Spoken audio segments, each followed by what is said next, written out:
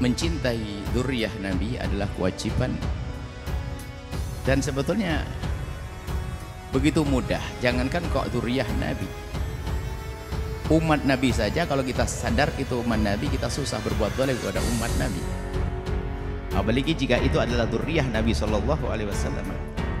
Ada masalah dzurriyyah Nabi, dikatakan al-mu'minuna musaddaquna bi ansabihim. Ulama mengatakan sekelompok orang itu kalau sudah mengatakan nasabnya kepada orang tuanya dipercaya. Anda jangan suka ngotak-ngatik siapapun, apalagi ini kisah nasab masa lalu. Ini adalah akhlak adabnya,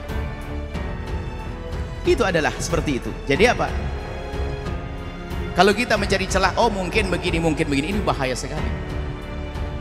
Bahkan dikatakan para imam mengatakan kalau ada sekelompok orang Anda mendengar, mengetahui dari keluarganya mengatakan bahasanya dia punya nasab pada Rasulullah, cukup Anda percayai, selesai.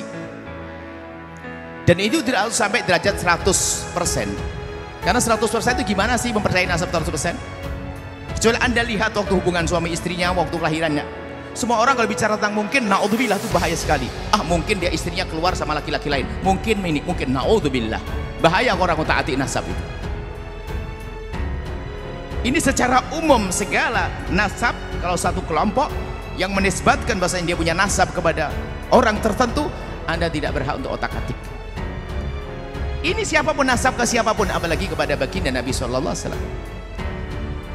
Kalau sudah nasab di atas, gak ada istilahnya 100%, makna 100%. Apa sih makna 100%?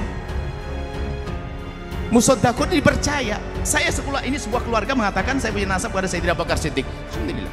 Saya punya Rasulullah. Oke. Sampai di sini. Adapun terjadinya perdebatan, wallah alam, saya tidak ingin masuk ke dalamnya. Sebab karena namanya berdebatan itu biasanya yang tulus-tulus, yang nggak tulus, wallah alam, saya tidak ikut ke sana. Yang jelas kami ini rambu-rambu, ini dimanapun, kalau Anda pergi ke negeri manapun, negeri manapun, jika ada sekelompok atau keluarga yang sudah masyhur di tempat tersebut, lalu mengatakan saya punya nasab kepada sana, musaddaquna bi ansabi, cukup sampai di situ. Ini ilmunya. Adapun masalah urusan-urusan menentukan menetapkan nasab dengan selain daripada ini namanya istifadhah. Di kampung itu sudah didengar ini nasabnya ke sana, selesai. Ada masalah yang lain-lainnya, Anda tidak semua masalah qiyafah, masalah DNA dan sebagainya. Itu bisa saja digunakan, tapi dalam keadaan tertentu. Ada pada zaman dulu namanya qiyafah. Mungkin zaman sekarang ada DNA misalnya. DNA itu memang ilmiah, tepat, benar.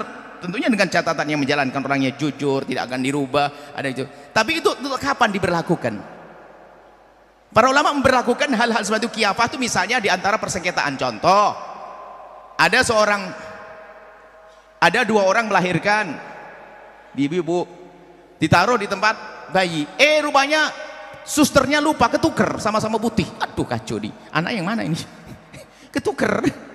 Akhirnya semuanya pengen anakku yang mana, untuk ngetes pakai DNA supaya ketahuan mana anaknya. Atau orang direbutkan nasabnya, ini direbut nasabnya ini di sini, kira-kira menetapkan nasabnya siapa?